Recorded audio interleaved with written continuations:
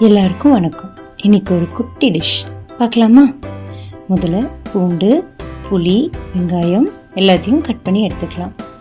கூடவே கீரையை நல்லா வாஷ் பண்ணி கட் பண்ணிக்கலாம். கூட ஒரு பேனில் கடலைப்பருப்பு, ஜீரகம், 2 வரமிளகாயை சேர்த்து நல்லா வதக்கிக்கலாம்.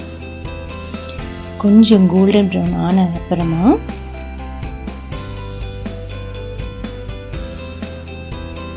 நம்ம கட் பண்ணி வச்சுருந்த வெங்காயத்தை போட்டு நல்லா வதக்கிக்கலாம்.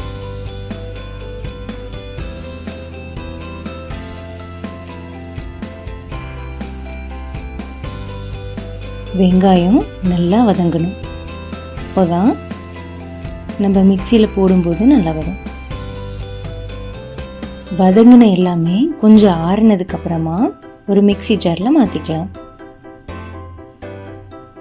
கருவேப்பிலை பொடி,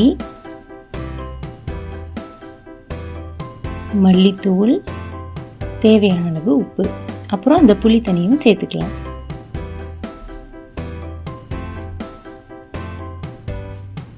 இப்போ ஒரு பேனில் தனியாக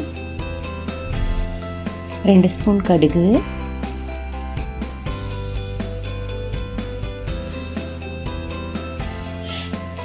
ஜீரகம்,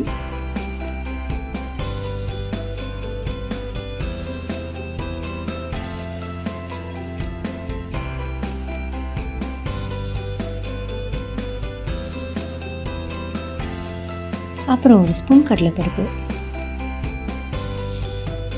நான் கருவேப்பிலை பொடியை அரைக்கும்போது சேர்த்துருக்கேன். அப்போது சேர்க்காதவங்க இப்போ கருவேப்பிலை பொடியை சேர்த்துக்கலாம், இல்லைன்னா கருவேப்பிலையாகவே சேர்த்துக்கலாம். கூட கொஞ்சம் கை நிறைய பெருசாக கட் பண்ணி வச்சுருந்த பூண்டை சேர்த்து நல்லா வதக்கிக்கலாம். பூண்டு நல்லா வதங்கின உடனே நம்ம கீரையை ஆட் பண்ணலாம்.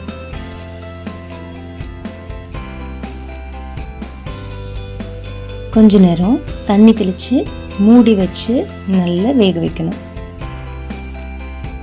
கீரை நல்லா வெந்ததும் நம்ம மிக்சியில் போட்டு வச்சுருந்த கலவையை இங்கே சேர்த்துக்கலாம்.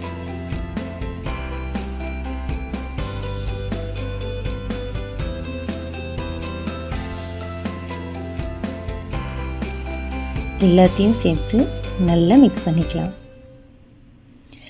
காமனாக கீரைனாலே குழந்தைங்க கொஞ்சம் விலகி போவாங்க. அவங்க எல்லாருக்கும் பிடிச்சமான டிஷ்ஷாக இது இருக்கும்.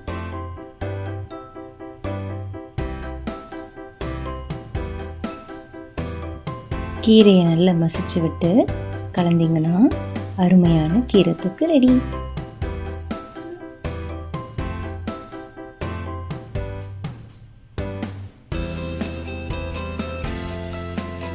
சூடான சாதத்தோட இந்த கீரை தொக்க வச்சு கொஞ்சம் நல்லெண்ணெய் ஊற்றி சாப்பிட்டா சூப்பராக இருக்கும்.